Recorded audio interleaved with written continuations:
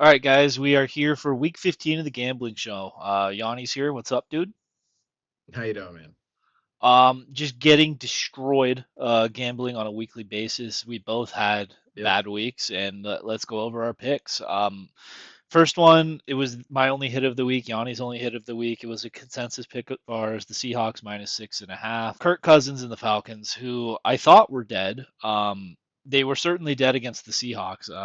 Kyle Pitts kind of screwed me in the fantasy playoffs, but that's another story. But yeah, it was kind of close near the half, and then the Seahawks pulled away. A couple of defensive touchdowns. Again, like that is just so money when the Seahawks are scoring on both sides of the ball. They cover easily. Redskins -1.5. Another consensus pick of ours. This was a laugher, 31-0. JJ McCarthy is him, and Brian Flores destroyed Marcus Mariota and Jaden Daniels. Jaden actually left the game again, banged up his arm. He is out for week 15. So we were kind of saying this is ridiculous. Don't play Jaden Daniels. You're risking your quarterback. It looks like they're well on their way to RG3ing him. I hope for his sake and the sake of the NFL, really, because I think it's a better league when Jaden is good. That the Redskins do not play him the rest of the year. A punt on the year, get a better draft pick, gear up for 2026. Next one, Ravens -5.5. I got Tomlin. I got Raw Tomlin spotted. I got Tomlin black magicked. I when I watched this game, I didn't feel like the Steelers were exceptionally good. Aaron played a really great game. DK Metcalf went over 150 yards, so they finally completed a pass past like 15 yards. They hadn't done that in like a month. And the Ravens offense continues to struggle. There were points where Lamar I thought looked healthy. He took off a little bit more, but whether or not it's Mike Tomlin having Lamar's number specifically, or the injuries that Lamar has sustained throughout the year. I don't know which one it is, but the Ravens lose outright here.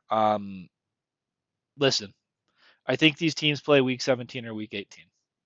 If it is a field goal or less, I'm doing it again. I'm just telling you guys, I'm doing it again. I like Aaron. I like some things about the Steelers, but I cannot continue to handicap this Ravens team like Lamar is half of himself. I just will not do it. Broncos -7.5. So this was a game. Broncos were leading comfortably the entire time. I believe there was 90 seconds left in the game, and I turned off the game. Broncos were up 10. I was like, all right, well, we got this one. It covered. Like it wasn't close. I think the Broncos had the ball with 90 seconds left.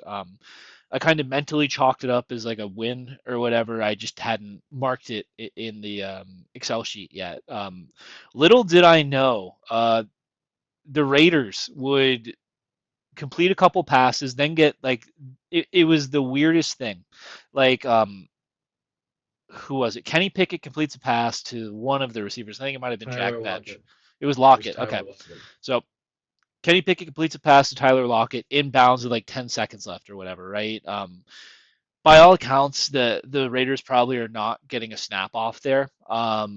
There was like a phantom like flag from the referees for delay of game on the Broncos for like laying on Tyler Lockett too long. I don't. It didn't look like that to me at all. There are pockets of Twitter that seem to think that's the letter of the law and that's how that goes. But okay, so the Raiders have the ball on the Broncos like 35-yard line, down 10 with 4 seconds left, and they kick a field goal. They kick a field goal to make me, I guess, the Broncos not cover. Broncos win exactly by 7. I'm not. I don't like coming on this show and right siding you because I feel like when my picks are bad, they're bad, right? And I don't want to make excuses. That was one of the most bizarre things I've ever seen. I am right siding you. The Broncos were the significantly better team the entire game. And I'm not saying the fix is in. I'm not going to come out here like Dave Portnoy and say that Pete Carroll deserves to die or the Raiders should be investigated. But horrendous beat. One of my worst beats of the year I can think of. It happens, and the worst part of that was that it was a single bet for me. Right? It wasn't like just in some parlay that didn't matter. Like that was actually a 2-to-1 payout that I lost there, which ended up really mattering to my bottom line. Then the last one was Eagles Chargers over 41.5. I'll save that for Yanni because I covered our other two consensus. But The summary: another 1 in 4 week. My only pick I got right was in a parlay. So you lose all your money. So minus 400. We are down to minus $1,306.24 in the red. It is. I have never seen in the history of this show 4 digits in the red. We've reached a milestone of just terrible betting. You know, they say you either win or you learn, right? I don't think I learned anything this year, and I'm going to continue to make the bets that I think there are value on. It's been a brutal year. Season record drops to 30 and 40. I don't think I've ever been 10 games under 500 at any point either. So I've really put myself behind the eight ball here. We have exactly 4 weeks of games left until the contest is over. I feel like over 500 could happen. Like I'd have to get really hot here. The profit and loss, that's going to be tough. Making up, that's basically like 2.5 weeks of games, 2.5 weeks of betting that I need to make up in the last month here. So you guys are going to see it. But I'm getting a little aggressive here. The time for trying to conservatively bet is over. I'm taking some big hacks. That profit loss number could go even more in the red. But at this point in the season, I need to take big swings to try and make it back to zero. So that's what I'm going to do. Yeah, so just a quick note, guys. I am at my dad's psychological offices, and there are like people running a practice in the door behind me. So I have to speak quietly and softly as to not disturb their clients. So I'm not trying out some new smooth talk where I sound like I'm on like evening radio. I just have to hold a specific tone while we're going through this. Um, So for the bets that missed, the Steelers and Ravens under 43.5, I felt really good about this bet just as like a historical trend bet. The game total ended up being 27, 22, 49. And really, I think Isaiah likely had like a garbage touchdown turned over. Like I think it was a touchdown. It was a terrible call to turn it over. So I probably just wasn't close with this one. I believe TJ Watt finished the game, right? He had the lung issue after the game. So he Yeah, did play in long the game. issue was in practice this week. Okay, so TJ Watt played the whole game. Like, there's really nothing that like happened that um, would have altered the in-game effect. I just got it wrong.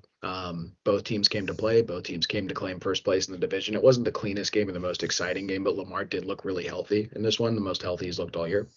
I think that's ultimately the difference maker in there. But also, Aaron Rodgers and DK Metcalf had like a great game too. They came out there slinging it. Um, yeah, I'll take the L there. Um, the Chargers and the Eagles over 41.5, and then I had the Eagles minus 2.5 in that game. That one kills me. It was, believe 19-22. Do you remember what the final score was? Hold on. Yeah, 19 to 22 because it ended At regulation at 41. 19-19. Yeah. Okay. Yeah, Yep. so it was 19 to 22 with Jalen Hurts in the red zone. They had the field goal locked up had Jaden not turned the ball over, right? So that right there would have gotten me and Ted to our over in the game. And then had he thrown a touchdown, that would have gotten them to cover too. So that was actually a pretty big swing for me. That was 1 unit bet and like 3.5 units returned on the parlay. So that's just such a bummer. At the minimum, the record could have looked a little cleaner had Jalen just been able to complete a pass or not complete a pass to the other team. He had a historically bad game. He had the first ever play in fantasy football that was a -4 point play and interception, and then a fumble on the same play as the interception he threw. I believe he had 5 turnovers in total. Uh, Probably one of the worst games of his career, and that's what ends up being the difference in me and Ted bringing the game home. I'm beating Ted's ass here. I'm up point to $23 on Ted. Just a stallion like lead I've opened up on him at minus $1,283 this year, and I'm at 29-40-1. We're both around 42-43% hit rate on the year. This is a big deal. This is a point of pride for us. We've gone a few years without having a losing record, or a couple years without having a losing record, and you never get to say you never had a losing record again. It's over, man.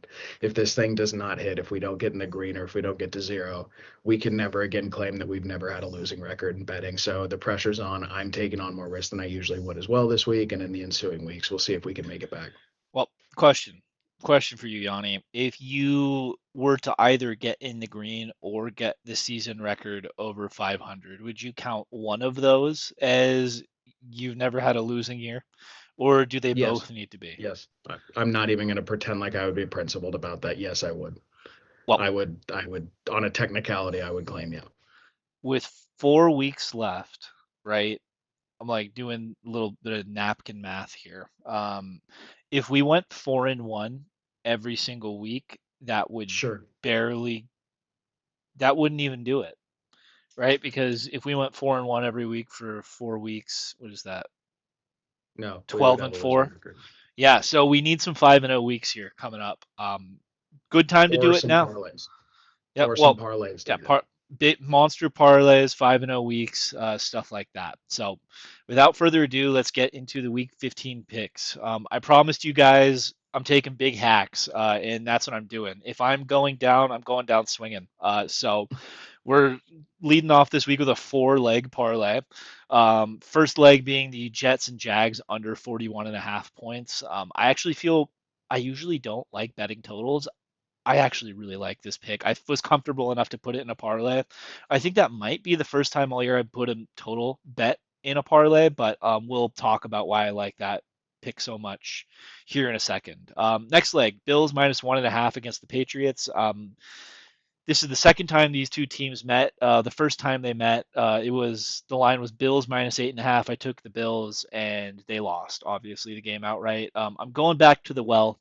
I feel like anything under 3 was a good value here, so I'm going to play it. Next one, Lions plus 5.5 against the Rams, and potentially the game of the week.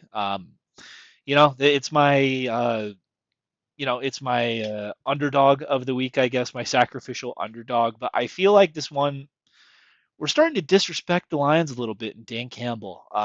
We'll talk about that game a little more in a second. Then the last leg of the parlay, Packers minus 2.5. I love hating on Jordan Love. I love hating on this Packers team, but I am taking them with the hook against the Denver Broncos.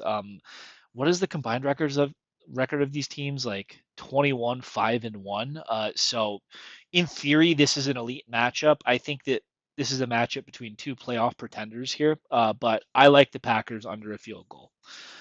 Then last one, fifth game of the week, Monday night. I'm taking Aaron and the Steelers minus 3 against the red hot Miami Dolphins. Hilarious that we're saying red hot Miami Dolphins, but here we are. That's going to be a single bet. I was not as confident in this one, but had to get to 5. Didn't want to keep hammering totals, so that's where I landed. Steelers minus 3. So the way this works out, if the 4-leg parlay hits, that returns $1,355.25. If the single game hits, that returns $186.96. If I hit the fabled 5-0 week, we're getting back $1,542.21. Total ticket cost is only $200 because we have the one 4-leg parlay and the single bet. And the most important thing here, boys, that I want to highlight, if we have any math whizzes out here, 1542.21 minus 200. That is more than 1306.24. So a perfect 5-0 week gets me in the green. I have only done it once in almost 3 years of doing this. Backs against the wall though, need to go out this way. So we're going for it. Yeah, so I don't like three-leg parlays, but I'm gonna roll one this week. But my first pick is going to be the Jaguars minus 13 and a half against the Jets or home against the Jets. That's going to be the first leg of my totals or my spread parlays. My first leg of my totals parlays is going to be the Lions and Rams over 54.5 in LA. And then the second leg of my spread total is going to be the Panthers minus 2.5 at New Orleans, the newly first place in the NFC South Panthers. And then the other two legs of my totals parlay are going to be the Vikings and Cowboys over 47.5, and then the Dolphins and Steelers over 41.5. Both parlays combined would return 1022.82 for a stake of 200. I'm in the hole 1283, so I do not have a chance to get in the green this week like our friend Theodore. But I to me, it makes more sense to do a 3 and a 2 just because I'm more risk averse than Ted is. 29, 40, and 1 on the year. Well, I gotta say, at this point, what is the point of being risk averse here, right? We are fighting from the core of the earth to try and make it back to the surface. I feel like it's Yeah. time.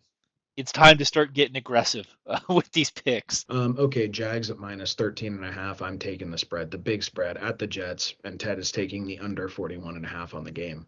For the action, 56% of total bets against the spread have gone on the Jaguars, 60% of total dollars bet against the spread have gone on the Jaguars, a mini lean with the big money.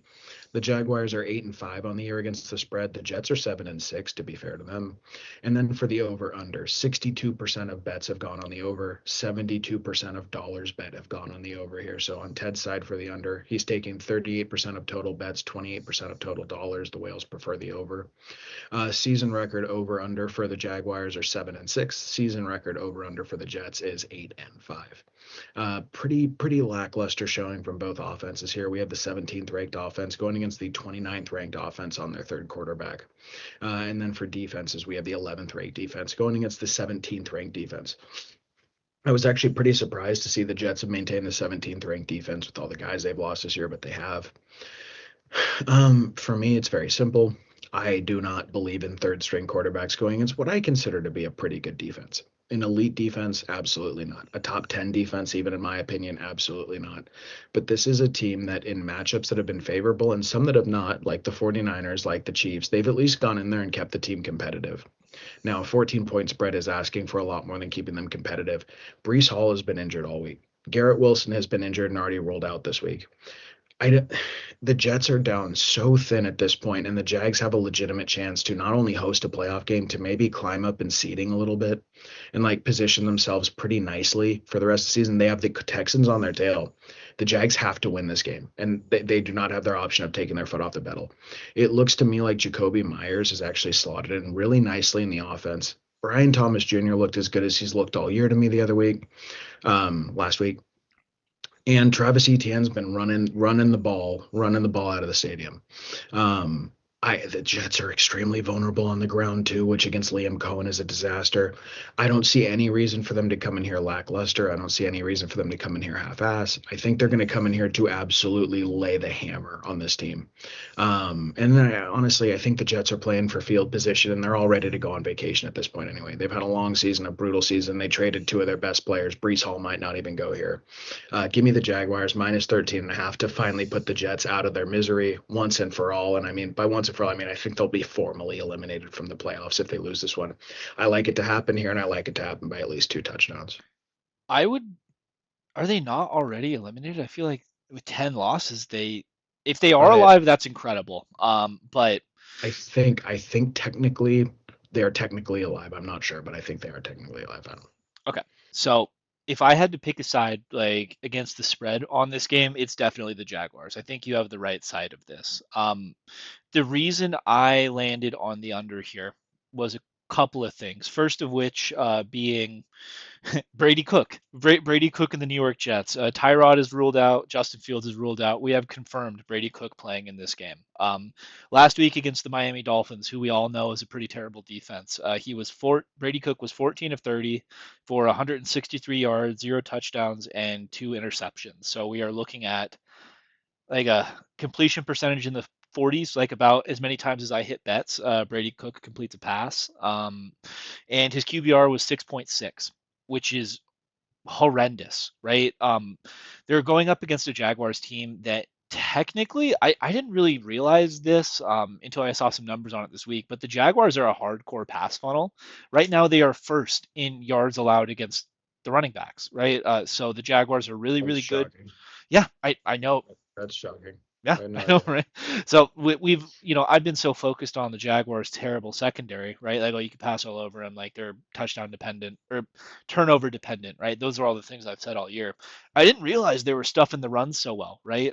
So when I look at Brady, Cook, and the Jets, what is the only like Jets path to success? It's running Brees Hall, who was injured, that like you mentioned, Yanni. So to me, like I feel like the Jaguars put 8 guys in the box the entire time, run blitz, just don't let Brees Hall beat them, and make undrafted rookie Brady Cook throw to try and beat them. It to me that has multiple turnovers written all over it for a defense that has shown that they get turnovers, right. Like I was doing the math, 41 and a half is like it's a pretty low total, right. So picking under here, I feel like you have to have some conviction. I don't know how the Jets get to 10 points. in this game, right? So I was thinking, okay, we can't go over 41 and a half. I think the Jets at the most score 10 points. I feel like it's probably safe that the Jaguars don't go 32 points. I understand that there is some risk there, right? You bring some risk on these total bets, but at the same time, like I feel like the Jaguars may try and hide Trevor Lawrence again. He had a good week last week, but a lot of times we've seen the Jaguars when they get up in games, they will run at a ridiculous rate, right? Like Travis Etienne gets like insane bell cow usage. I feel like the Jaguars are going to be up in this game pretty early, up comfortably, and just running the football, playing defense. So hoping this game is over pretty quickly and it just takes out the Trevor Lawrence variance, right?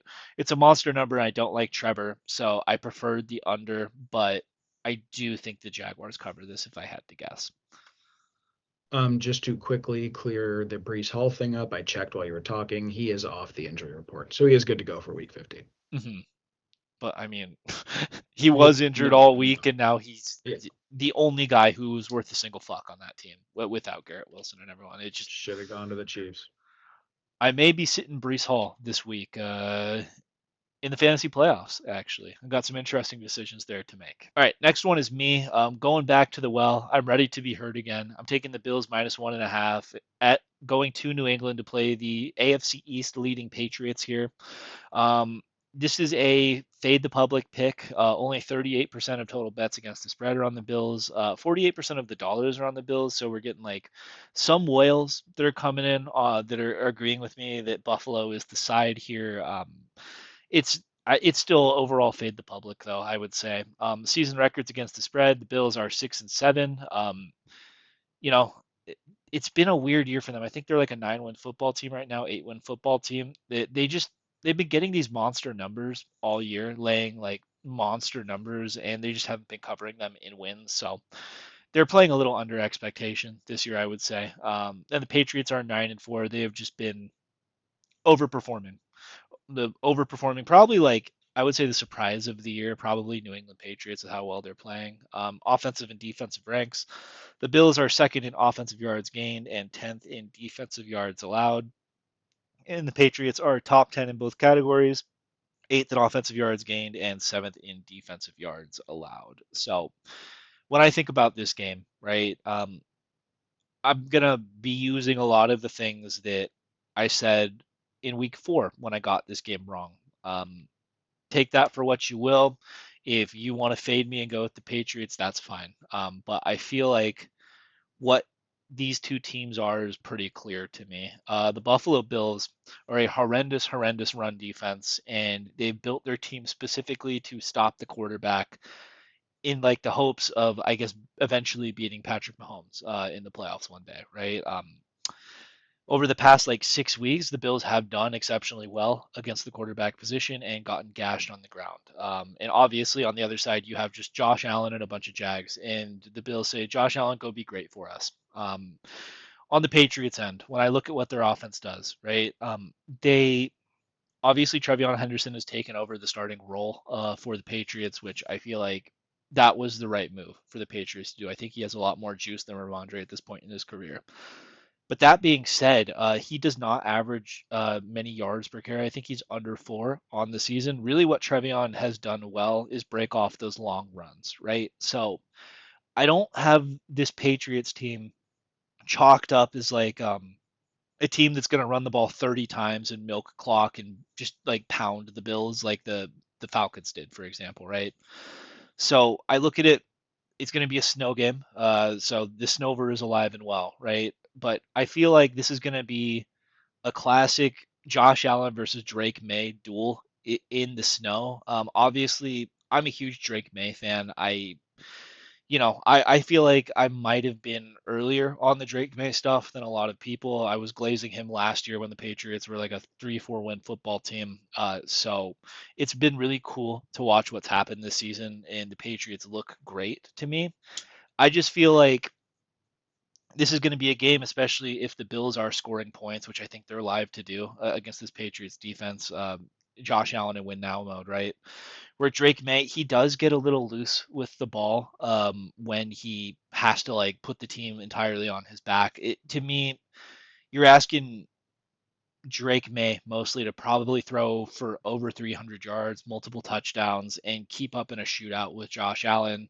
I just feel like Drake May is a little bit more prone to making mistakes as a rookie, right? Also in the snow, Josh Allen has great splits, like winning these like really cold winter games. So even though like obviously it's a Patriots home game, right? I feel like the climate is much more in Josh Allen's favor too. It's a risky pick for sure, and I still think that the Patriots end up winning the AFC East, but the Bills know that if they drop this game to the Patriots, it's done. They're a wild card at best. I think they're getting their best shot here. Want a little revenge for week 3 or 4, whenever it is they played the first time.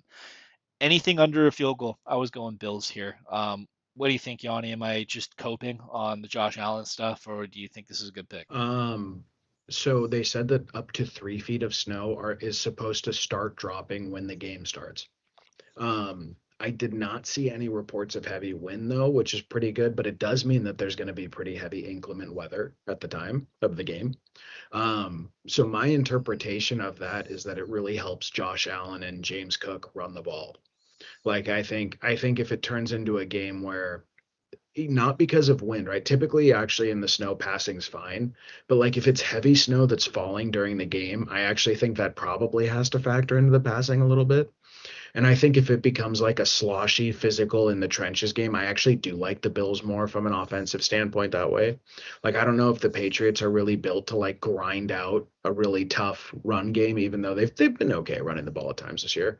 Um, so yeah, I mean, I think the Bills win the game. I just think so, right? Because Josh is playing such good football. He just announced his wife's pregnant. Like he's got to be on a high, you know. Um, but also New England's been really good against the run, and I think if they can't get James Cook going in the snow, you have Gonzalez blanking whatever the X receiver is for the Bills, and then Kincaid, is he totally healthy or not? He never really is totally healthy, right? So I think you're going to need a big Kincaid game, and I think you're going to need Josh and Cook to run the ball, which you kind of need every week from the Bills. That's not a specific statement. I do. To me, the wild card for this game is the weather. I like the Bills to split with the Patriots just as a concept. I think they split with the Patriots, so I think they win this game. I just do wonder, like, how does that weather shake up and who does it favor and who doesn't it? I would think it favors the Bills if it's a heavy snow occurring during the game thing. Even though I am betting on the Bills here, massive fantasy bags on a good Drake May game. I actually have Josh Allen going to in my other playoff game, so if this wanted to be like a 100-point game total, I'd be very happy with that. I mean, Vegas thinks it will be. Okay, Lions at the Rams at what should be a fantastic game. It's Fox's marquee game of the week. I was just watching Brady on Colin Coward discussing it, where Brady keeps swearing, by the way. It's the funniest thing. He keeps saying like shit on the Fox News thing or Fox with Fox Sports with Colin Coward. It's really funny. You guys should watch it if you want an awkward moment. I get uncomfortable every time it happens. Colin does a weird laugh. Lions plus 5.5 at the Rams. I'm taking the over 54.5. Ted is taking the Lions at plus 5.5. I like his side as much as I like mine. I just like mine a little bit more.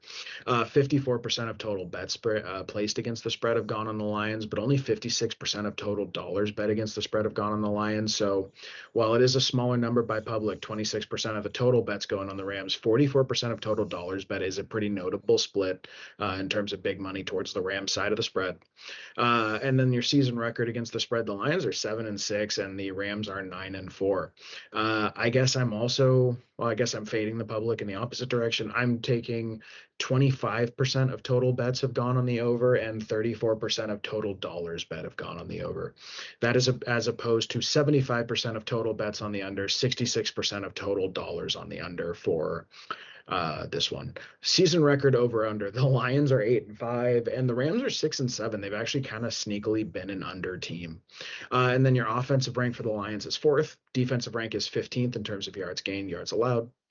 For the Rams, fourth and 13th. So why did I take the over when the Rams have been playing pretty good defense? And the Lions actually, I think they've only allowed like 2 rushing touchdowns this year. They've been stellar against the run.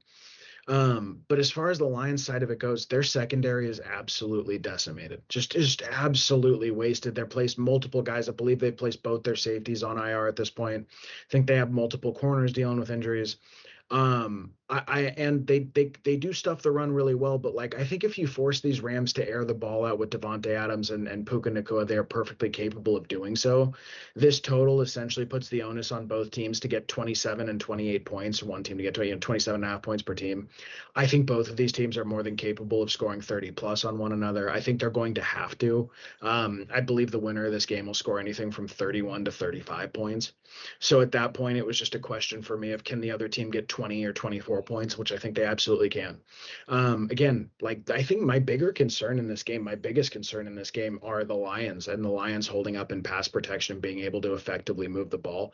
They've struggled a little bit when Jahmyr Gibbs is not going this year. You can see both the Green Bay games, for example. It's been a problem if Jahmyr Gibbs gets stuck. All of a sudden, the offense starts to get gummed up a little bit. Minnesota a few weeks back.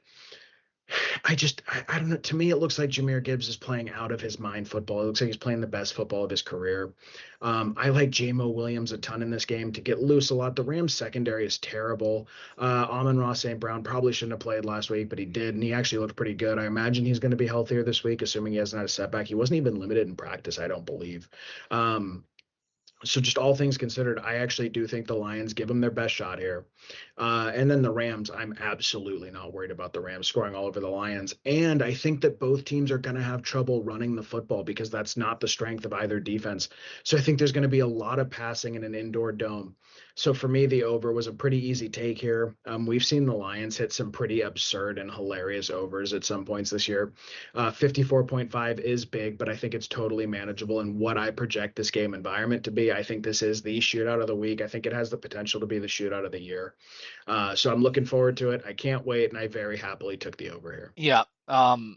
Thinking about it, right? I feel like the over probably should have made my five picks, especially picking the Lions here too, right?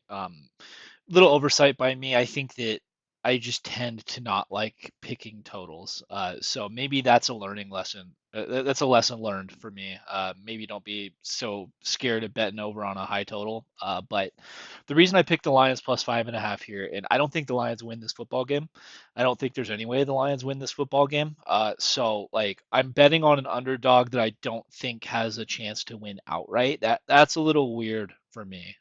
But I like the Lions offense enough against a small, undersized, not very good Rams secondary, right? And when we're betting large underdogs like this, and I think that plus 5.5 is like I would call that a large underdog. Pretty much when it gets over 3 to me, I start saying, okay, like this team is a pretty big underdog here. So I would say Vegas is saying the Rams pretty comfortably win this game, right?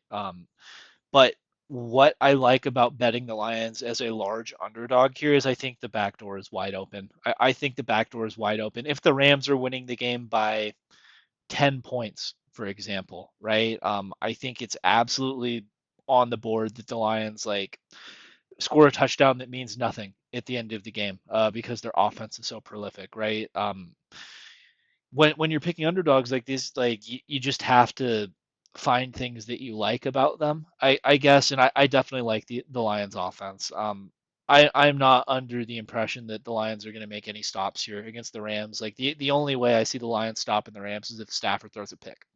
Like that's pretty much it. So maybe I like Yanni's over 54.5 more than my Lions plus 5.5 in retrospect, but I still feel like this is a close game. It wouldn't shock me if this is a field goal win for the Rams, in which case I'd cover. So little sketchy having it in a parlay now that I think about it, but hopefully both of them hit, so it's fine. All right, next one. The fake game of the week. We got the Packers going to Mile High to play the Broncos, and I'm taking the Packers minus 2.5. They have actually burned me a lot this season. I bet the Packers a lot in those games where they have not covered. But I'm going back to the well because the Broncos have been even worse to me. The better, I guess, like if you look at the betting data, this is another fade the public spot for me. We got 28% of total bets against the spread on the Packers here, and 31% of the dollars on the Packers. So you have a 3% like whale lean, but I don't even think it's a whale at that point. Season records against the spread: the Packers are 5-7-1. again, they're a 9-win football team. So a lot of this losing record against the spread is just getting large numbers all year that they just have not been covering. And the Broncos are 5-8 against the spread. Some of the most disgusting beats we've ever seen. Betting the Broncos as a favorite. I was a victim last week. I believe Yanni was a victim week 1 or 2, something like that. Multiple times. Yeah, multiple times. The Broncos have broken our hearts as favorites. So 5-8. Offensive and defensive rankings, the Packers are 14th in offensive yards gained and 5th in defensive yards allowed, and the Broncos are 10th in offensive yards gained and 3rd in defensive yards allowed. So when I'm picking this game, right, and I feel like I've had a lot of hate for both of these teams all year. I've said a lot of negative things about both of these quarterbacks, about a lot of like what these teams have going on, right? But when I look at this game, Packers under a field goal made sense to me because I don't think the Denver Broncos can like beat a legitimate good football team. Their best win of the year was against the Texans, like week 5, I think, when the Texans were like 1-3, and I think the Broncos won that game by 3 points. They also beat Philly earlier in the year. I don't know how much of that was Denver doing anything versus Philly choking like they have been the majority of the year. So I just look at this the Broncos history with Bo Nix. They have a horrendous record just overall against teams with winning records, right? So I look at it, I'm like, okay, do I think the Packers are a good team at minimum, or do I not? Right? And I think the Packers like do enough things well that I think they're a good to very good team in the NFC, right? I'd put them in like that Seahawks tier. I would say maybe I think the Eagles are in there personally, like where they're a really good team in the NFC that has like flaws on the team that they have to deal with, right? I think the Packers' flaw is Jordan Love and his propensity to make some of the dumbest throws you ever made in your life, right?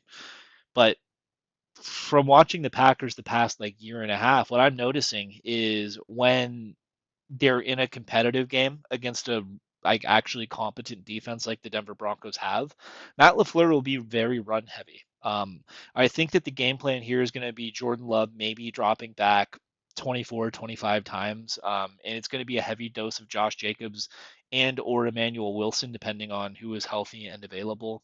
I think this is a Packers run the ball down your throat game, which the Broncos they have been a little bit better at stopping the pass than the run, right? I just feel like the Packers have more paths to success here. So I think that I don't think it'll be a crazy Jordan Love bombing it down the field game. Twitter has gone crazy over Jordan Love this week. All of a sudden, he's an elite quarterback, easily top 5. I don't know what's going on or why like that's been a talking point. I don't think we're seeing an MVP like performance from Jordan Love here. But what I do think we see is a zero turnover performance from Jordan Love. And I think that's all the Packers need to beat the Denver Broncos in their current like form of offense, right? Bo Nix, I don't think he's looked good enough all year. The Broncos offense has stalled multiple times in multiple spots. So I just like the way the Packers are playing defense. I think the Broncos are probably held under 20 points here, would be my guess. I just don't see that weird Bo Nix fourth quarter explosion that we've seen in certain games, like against the Giants, for example, where the Broncos were shut out for 3 quarters. I don't think you're going to be able to scam a win. I don't think Denver's going to be able to scam a win here against a Packers team that's well coached, playing good defense, and all they have to do is not step on their own toes, and the Packers should take care of it. I'm kind of shocked that this is such a fade the public pick that people like the Broncos here. Yanni, do you have any idea why the Broncos are getting like almost 70% of the money here in this spot? What am I missing? So far be it for me to kick a man while he's down, but I'm gonna kick one of my best friends in the world while he's down here. I almost took the Broncos here. I cannot believe you bet the Packers here. To be entirely honest with you, like I was pretty shocked. Um, so Josh Jacobs has knee inflammation. He has a knee hyperextension, right? He comes out and gets an MRI this week. I think if he goes, he's getting the questionable tag for the game. I think he's going to be very limited if he goes. Emmanuel Wilson is not Josh Jacobs. All right. You're going to have Sertan locking up Watson, who has been their main way to move the ball through explosives. He's who's filled the Tucker Craft role, right? And now you do have Jaden Reed, and the Broncos actually give up the fifth most air yards per game to the slot. So I would imagine we see a really heavy Jaden Reed game here, which I like a lot. Like I think for DFS, Jaden Reed is a fantastic play. So that might be the difference maker here.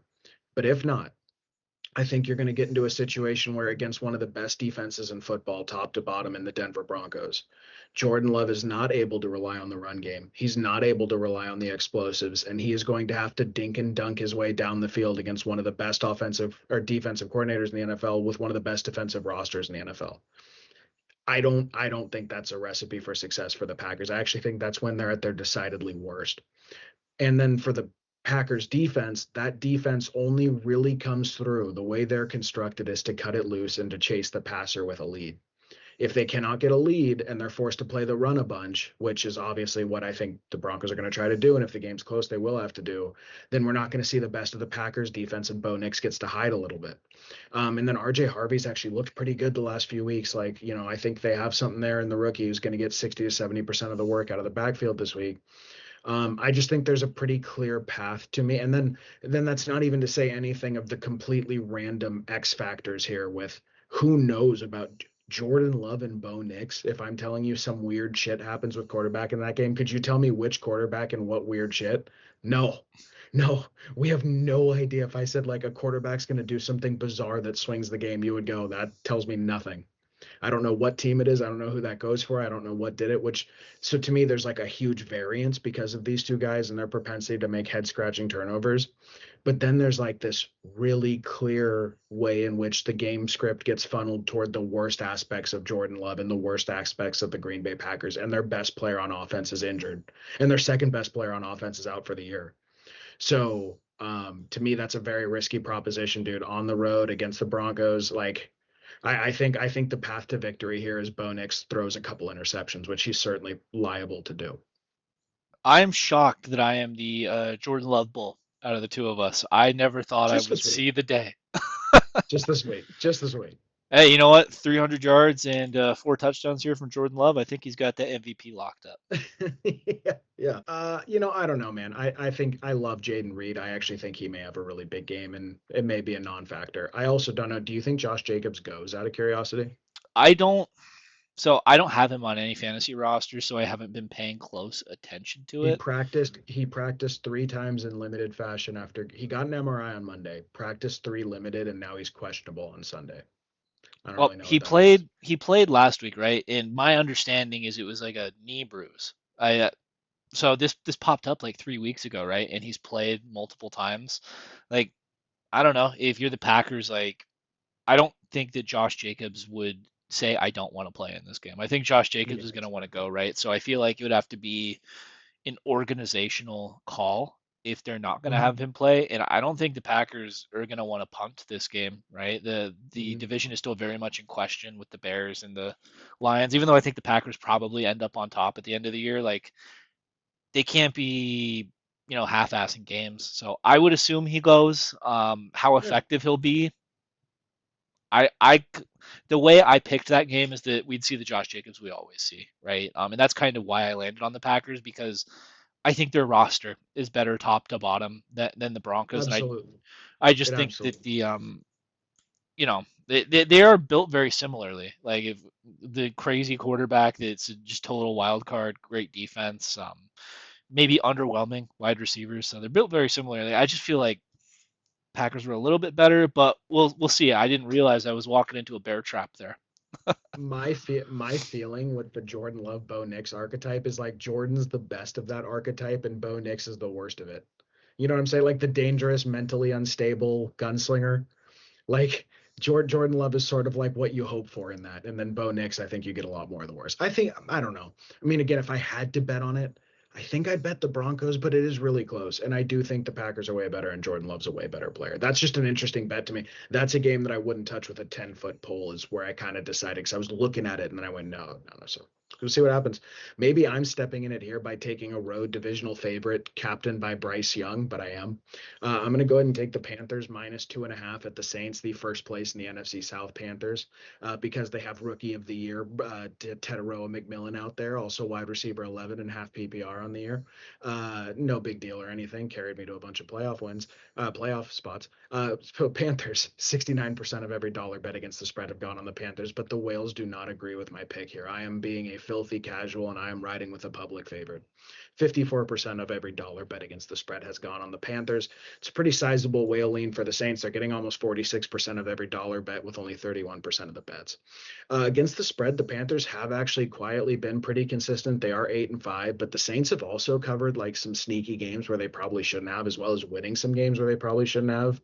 I believe they won the last game between these two teams, and they're 5-8, and they won the last game as like a 3-1 underdog as well. Offensive ranking for the Panthers are 23rd. Defensive ranking for the Panthers is 18th. And then for the Saints, I was pretty shocked to see this. In terms of defensive yards allowed, the Saints are actually 12th right now, but their offensive rank is 26. The Saints have a chance to have something pretty hilarious happen, which is two different quarterbacks break their all-time rookie passing record in one season. Rattler has already broken Archie Manning's record, and it looks like Tyler Shuck may do it again if he gets 140 more yards this year or something like that. Okay, why am I betting on this game? One, the Saints are extremely vulnerable against the zone run. That is something the Panthers are more than willing to do, and Chuba Hubbard is actually one of the most effective zone runners in the game, specifically the outside zone. I expect Chuba Hubbard to have a big game here. He's been getting much healthier off the calf. I still do think he's one of the better running backs in football. Is he one of the best running backs in football? Absolutely not. But I think he's one of the better ones. And then Rico Dowdle has had his moments this year. I think the Panthers are going to be able to run all over New Orleans. I think the Panthers defense has some guys. Have they popped all year? No. Have they given up big games? Yes. But are they capable of locking down a number one receiver with JC Horn? Absolutely. Um, then there's the whole aspect of Bryce Young, Teteroa McMillan, and what goes on there. Bryce Young this year has been it has been the weirdest thing where he's alternated between like he's had some games where he's looked like an absolute stud, not a lot, maybe like 2 or 3 games this year where I've been like, wow, that's what everyone is chasing. And then he has these games where he looks completely lost, like a boy amongst men out in the NFL field, right? I just think in this one we do see the bet. So this it's just maybe this is a vibes thing and maybe this is a casual thing to bet on. It seems to me like when Bryce Young's back is really against the wall, like when the talk starts that he needs to get benched or thrown out of league or whatever, we seem to see the best Bryce Young every time that happens. I think Dave Canales has a good relationship with him where he's able to pull that out of him in these big moments. Like obviously when he came back from getting benched last year, what we saw towards the second half of the year was like borderline elite quarterback play, and by borderline elite I mean borderline top 12, like top 12 to 15 quarterback play. He's obviously never going to be an elite quarterback, but can he be the 15th best quarterback in the NFL for the rest of the season? I actually wonder if he can. He's had some flashes here, and then the other thing is Teteroa McMillan going into the bye. He's had one of the better seasons in terms of receiving yards in rookie NFL history. He looks like he is going to be the rookie of the year this year. And I just wonder, what do they have for him coming out of the bye? In the 2 games leading up to the bye, the 2 or 3 games, he was starting to see that like moving around the formation, pre-snap motion, slot work. I feel like they had a whole week to evaluate what does he do best, where is he best used. Well, they've had 2 weeks now actually, all that good stuff. And I trust Dave Canales as an offensive designer. I think we see whatever the best version of rookie Teteroa McMillan is. I believe we see that coming out of the bye. And they have a chance to go to the playoffs here. Like it's a big deal for the team. The Panthers are playing for absolutely everything. Whereas again, for the Saints, it's probably better that they're losing games at this point. I know Tyler Shuck doesn't care about that. Devin Neal does not care about that. Chris Olave is trying to get a new contract, does not care about that. Juwan Johnson, who might be, I think he did get signed, but these guys all have new contracts on the line sooner or later. They don't care about their record of the draft position. So it's not like the players are going to go out there and half-ass it, but I just think there's a level that you're able to reach when you're talking about hosting a home playoff game versus playing for some pride. I do think there's a fundamentally different thing there between those two teams. If Bryce Young comes out and he throws for 163 yards and 1 touchdown, 2 interceptions, this bet is not going to hit. If they come out there and they rush for 75 yards as a football team, this bet is absolutely not going to hit. If they come out and Teteroa looks more like the worst version of him we've seen this year, where he gets like 6 catches for 55 yards, I'm probably not hitting this bet either.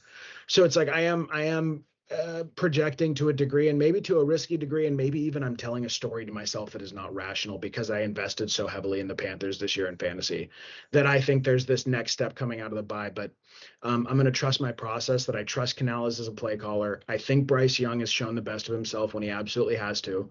This team has actually played some high stakes football this year in which they've managed to win, surprisingly enough. They've been real close to winning a couple other games that were pretty big. And I think Chuba Hubbard being healthy actually does really matter for how the offense rolls. Give me the Saints by 3 at least on the road in New Orleans. But I do hope Tyler Shuck breaks the rookie passing record again for the Saints because that's kind of funny. He's actually looked pretty good to me so far. So this is a really weird one. I feel like the Panthers have had the most bizarre 7-6 season so far, where there Yes. has not been a normal game. Like they're either No. getting just completely dog walked by the Patriots or the Bills, or they're coming out and shutting out the Falcons 30-0, right? So that's weird to me. And then the Saints, I don't I don't know what to think of Shock. Like I actually think he's looked a little frisky the past couple weeks. Like so it's a bizarre pick. The other thing that I think is bizarre is right now the Panthers at -2.5 or -122. Like that's the number that the books are laying. So you'd have to pay $122 to win 100 back, right? So the way the books usually work is when the juice, I'm going to call it the juice. That's what I call that number, right? When that starts getting too high like that, usually a lot of times like that's where the number moves, right? But Vegas has not moved off of that key number at the Panthers -2.5. So I feel like they're daring people to bet the Panthers at this nice, sexy number. Please bet this road divisional favorite. I think that it's two bad football teams. Like I don't care that the Panthers are 7-6. I don't think they're a good football team, but I think the How Saints dare are you? worse. First of I, all, how dare you? hey, I'm the second Before you fan go here. on to do that, I'm the second that fan is a here. I call him like I see him. I don't think I'm in danger of having to switch my second fandom anytime soon. Is all I'll say oh about it, right? oh So there's just a lot of weird, funky variables going on here. I think the Panthers do it, would be my guess. This is one on the pick'ems. Every week I have these games. Like, if you guys are in pick'em leagues or whatever, right? Like, all you have to do is pick like the winner or loser of a game, and then you assign a point total in terms of confidence for it. And I'm pulling it up right now. I wanted to see what I did with this, if I remained consistent. I did. I have this as I picked the Panthers with 4 points of confidence, and I didn't pick. I forgot to pick my game on Thursday, so my lowest points are two, right? So there are only two other games I felt less confident in betting, and it's not because I feel like the Saints are live or anything. It's just that the Panthers are weird to me, right? In the trash bowl, anything can happen, but definitely means more to the Panthers. And I think you have the right side. I think it is as simple as just, hey, let's run the ball here. Hopefully Dave Canales got the memo, doesn't try and have Bryce play hero ball. Take care of it, and it should be fine. All right, Monday night, last game of the week. I had to just get one more homer pick in as a single bet. I'm taking the Steelers -3 against the Dolphins. It's going to be in Acrisure, formerly known as Heinz Field. And look at this, I found another fade the public spot. I promise you guys, I do not like try and do it this way. I don't look at these numbers until afterwards. So I'm shocked that four of my five picks were fade the public spots, but it is what it is. I'm taking Aaron and the Steelers at exactly three at a key number. So here's the betting breakdown. 46% of total bets against the spread are on the Steelers, and 37% of the total dollars bet against the spread are on the Steelers. So the majority of the public doesn't like it. The whales like it even less. Over under spreads, 25% of total bets are on the under, and 41% of the dollars are on the under. So Yanni's taking the over. Season record over unders. The Dolphins have hit seven overs, six unders. Same with the Steelers. They're both 7-6 on the over under. That's bizarre. Offensive and defensive rankings. The Dolphins are 25th in offensive yards gained and 19th in defensive yards allowed. The Steelers, bottom five in both categories. That's shocking to see. 27th in offensive yards gained and 28th in defensive yards allowed. So I understand the Miami Dolphins are red hot right now. Won 5 out of their last 6. They have the exact same record as the Kansas City Chiefs. So I understand how a lot of bettors landed on Miami here as an underdog, especially given like how the Steelers have looked over like the past 6 weeks. Like everyone's just kind of been waiting for them to fall off a cliff. But I'm gonna pull up the Miami Dolphins wins here. Yanni, I'm sure you know where I'm going with this, but the 5 Miami Dolphins wins over the past 6 weeks were against Atlanta Falcons with Kirk Cousins. They blew them out. They did not beat the Ravens. They got their shit kicked in by the Ravens. They beat the Bills. That was like the shocking one. They beat the Washington Commanders and Marcus Mariota. They beat Tyler Shuck and the Saints, and then they beat the third string quarterback on the Jets. So they've really, I think, been a beneficiary of like a really nice schedule. And I don't think the Steelers are like a super difficult matchup for them either, right? But I do think the Steelers are a step up from the New Orleans Saints and the and the New York Jets in terms of quality of team. I look at what the Dolphins have been doing well over that stretch where they've been successful. They've become a run first football team, which is really cool to see. It's something I didn't think they would be able to do with Devon Achane and the way their offense had been running all gimmicky, I guess. But hey, they've been a hard nosed football team 5 out of the last 6 weeks, I guess. But the Steelers have shown a propensity. They did this last year against Saquon and the Eagles when Saquon was still running hot. They did it against Jonathan Taylor and the Colts. Mike Tomlin will game plan to stop the run and kind of dare the quarterback to drop back and beat them. So I feel like that's going to be the game plan here. I feel like the Steelers are going to sell out to stop a kind of injured Devon Achane. He had like a rib issue, but it sounds like he's going to play, right? I'm not really concerned about his health, but I think the Steelers' game plan is very simple. We want to stop Devon Achane. We want to make Tua drop back and see what happens with that, right? And I feel like Tua's been pretty consistently bad all year.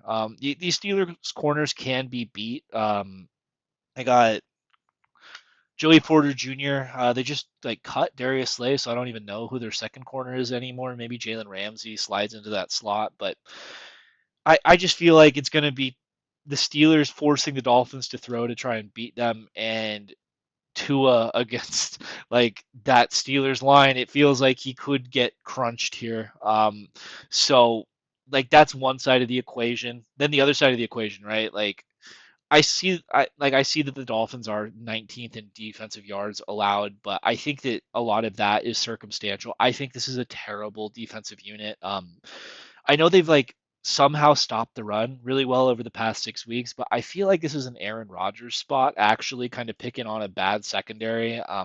Aaron looked really good to me last week. I feel like I don't know. Like obviously he's a 42-year-old back there, right? So he's not prime Aaron Rodgers anymore, but I think that if he needs to, he can like kind of shoulder the burden and take over like I guess the offensive load of the game.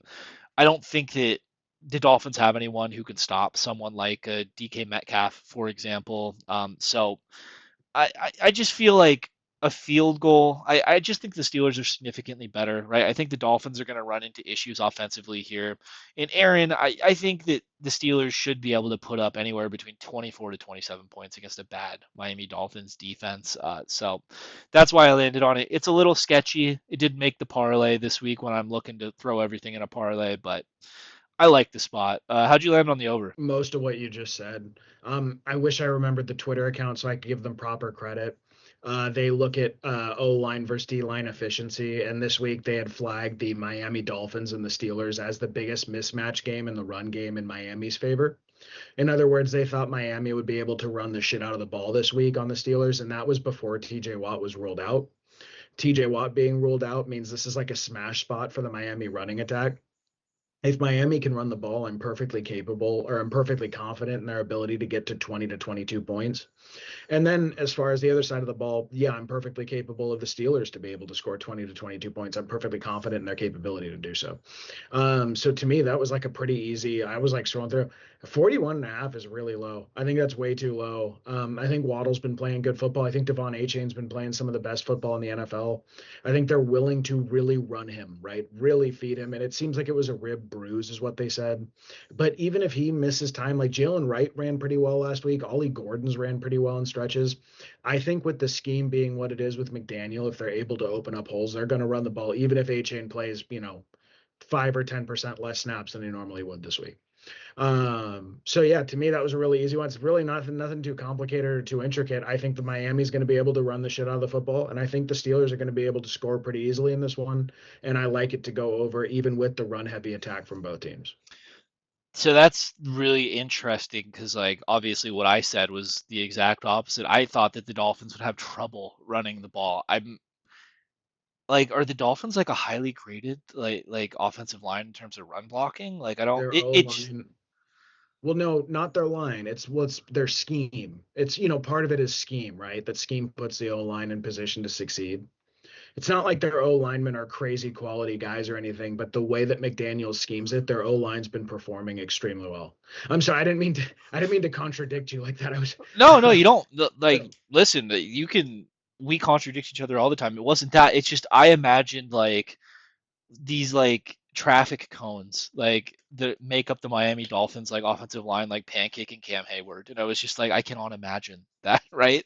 yeah, And we've seen the Steel like they when the Steelers played the Browns the first week, yeah, like it was very clear they tried to stop Quinshon Judkins, like they sold out to stop him. Right? We've seen the Steelers sell out to stop the run a lot, so it seemed counterintuitive to me that the Dolphins would have a good spot running the ball here. But I mean, they have been a run heavy team. They have been running it well. I feel like that's probably the key to the game here. That maybe, listen, if Achan's going like a buck 20, a buck 30, like he has been like the past month or so, I think the Steelers might be in trouble then in that case. And then I guess that would make sense why more people were coming in on the Dolphins side here. Maybe I was respecting Tomlin too much. I'm not sure. Like, do we know if TJ Watt's I playing even? Like, I kind of no. assumed he was not playing. So not only is he not playing, he's probably done for the regular season or at least the next 2 or 3 weeks. Based on like the medical videos, you go do the little rounds, and it seems to be he's hospitalized right now, dude. Yeah, I saw he was in the So hospital with like a lung thing, but I wasn't so sure so what. he has a hole in his lung. So a doctor, I think it's called dry needling is the term. I should have bothered to understand this better before confidently declaring it. But somehow or another, a procedure put a hole in his lung. And when that happens, they actually have to go in there and surgically patch the lung. It doesn't heal on its own. And your lung collapses when that happens. Like it sticks together like a wet bag or something you stuck a hole in. So it's like a pretty serious medical procedure. So he's certainly not playing this week. But then I saw some discussion about does he either go on IR or at least miss the next 2 or 3 weeks. So Interesting. Okay, well at least I didn't come by in the here way, like TJ Watt's gonna kill Tua. Like at least I wasn't saying that. I kind of I assumed he still wasn't. think your bet's gonna hit. I actually still prefer your side of this bet. I just chose to because I looked at this game long and hard. I wanted some action on this one way or another. I just chose to kind of bet more on like I think Aaron's been pretty hot, and I think the Miami offense has actually been running pretty hot, and I think these are both pretty bad defenses this year. And I think if you take TJ Watt off the Steelers, they might be one of the worst defenses in the sport. So it's like to me, that was all this bet was for me. But I actually agree with your side of it. I would rather bet the Steelers here than the Dolphins. I just didn't want to take a side in this one. So Betting Aaron's spooky though. Like I mean, he had the one good week last week against the Ravens, but like the yeah, last five, pretty much ever since I traded for him in fantasy, he's been unstartable. But I'm counting yeah. on him next week. But that's gonna do it for us. If you made it through the whole video, thank you. Please like, subscribe, hit the bell. It helps the channel out. Question of the day for the audience, Yanni. I'll let you take this one, Mr. Office Worker. Yeah. Um, I don't even know. This is like a weird time to shoehorn it in, but we're going to start this narrative now and we're going to discuss it throughout the offseason. Because I was thinking about it while we watched that horrific abomination of a Tampa Bay Falcons game for like 3 quarters. It got good in the end, but it was pretty rough for a while there. Um, do more teams need to think about keeping their offensive prodigy coordinators instead of letting them walk for these fossil head coaches? So you have Todd Bowles who gets on the mic and he drops like 7 F bombs talking about no one gives a shit about this team. Like, like it was very weird. It was a very bizarre press conference. And all I'm thinking is, dude, these guys had Dave Canales there the first year, and then they had Liam Cohen there the second year, and now they're probably going to fire Todd Bowles after the third year. And I know he won the division 3 years in a row. He won the division 3 years in a row with Dave Canales, and Liam Cohen calling plays for his offense. And then you could say, well, he's a good defensive coordinator. He's won a Super Bowl as a defensive coordinator. Okay, he won the Super Bowl as a defensive coordinator with Tom Brady and oh my God, what's the old white dude with the glasses? Who was the head coach there when Tom Brady won the Bruce Super Bowl? Arians. Bruce Arians. Bruce Arians. Bruce Arians and Tom Brady were running the other half of the ball. Like, come on, man. So dude, it's this thing like the Eagles. Are you telling me that there's no part of the Eagles organization that wishes they kept Kellen Moore? When the Eagles, by the way, they said that Nick Sirianni's job is player cohesion. His job is to keep the players happy and getting along. Is that even going on there? I don't know. The Lions. Are there no part of the Lions that maybe wish they had Ben Johnson right now over Dan Campbell? To me, that would be crazy to think they don't. The Redskins could have kept shot Kyle Shanahan over John Gruden or Jay Gruden. They let Kyle Shanahan walk for Jay Gruden. Now that's a little different because he has an offensive mind. Um, I think it's fascinating, dude. I think we're going to see it time and time again where these teams are going to let their offensive coordinators walk and keep these head coaches. And I just wonder how long before someone realizes it's probably not the way to go. So that is my big thing: is do you think there's any seller's remorse on behalf of the Lions, on behalf of the Eagles this year? I guess both of their offenses, or at least the Lions, have looked pretty good, but like I think there is a difference. I think I noticed when they get stuck in games, they really get stuck. Like, whereas Ben Johnson seemed to really have a counter punch that got them all the way to the break of the Super Bowl at times. And then you see with the Bears, like, it's just such a fascinating brand of football he's managed to bring with a far less talented roster. So that's been on my mind all week. I'll leave it to you guys. Do you think that becomes a trend in the future? Do we even see it once? I don't even know if we're going to see it right now. This isn't the year for it, but I just wonder in the future, do we see like a pretty successful head coach? Like, here's one right now, and not even for his OC, but here's one that I just think should be fired is Sean McDermott. Sean McDermott coaching Josh Allen has bothered me for 3 years now. I've been on about, I don't care how successful they are. I think you need to let him walk and go get an offensive guy. Like, did the Seahawks offensive coordinator. Are they better off getting the Seahawks offensive coordinator and letting him run a Josh Allen offense with that scheme in there, as opposed to keeping Sean McDermott? I think it's going to be a big discussion this offseason in the NFL. Yeah, I feel like it becomes a PR issue almost at a certain point, right? Yeah. Like, can you imagine the outrage that would have happened if Dan they Campbell they fired Dan Campbell? Yeah, people would have lost their minds, right? or Sirianni. Or what are they supposed to do? Tell Sirianni after a Super Bowl, hey, man, that was great. Did you see the You know, story where he put the positivity rabbit in the locker room? Like, I thought that was a yeah. joke at first. I thought that was like one of those like meme accounts or whatever. Turns out that was real. He put like an inflatable Easter bunny in the locker room right next to Saquon's locker, and Saquon's like, "Yeah, I don't. Nobody asked me if we could put that there." It's getting weird in Philly for sure. But Or people that are going outside Kevin Patullo's house to yell slurs at him while he's like at home making hot chocolate with his family. He's like, I, I don't know, man. I don't know. I feel like Kellen Moore would have had a pretty good offense going. We'll never know. all right, that's gonna do it for us, and we'll catch you next week.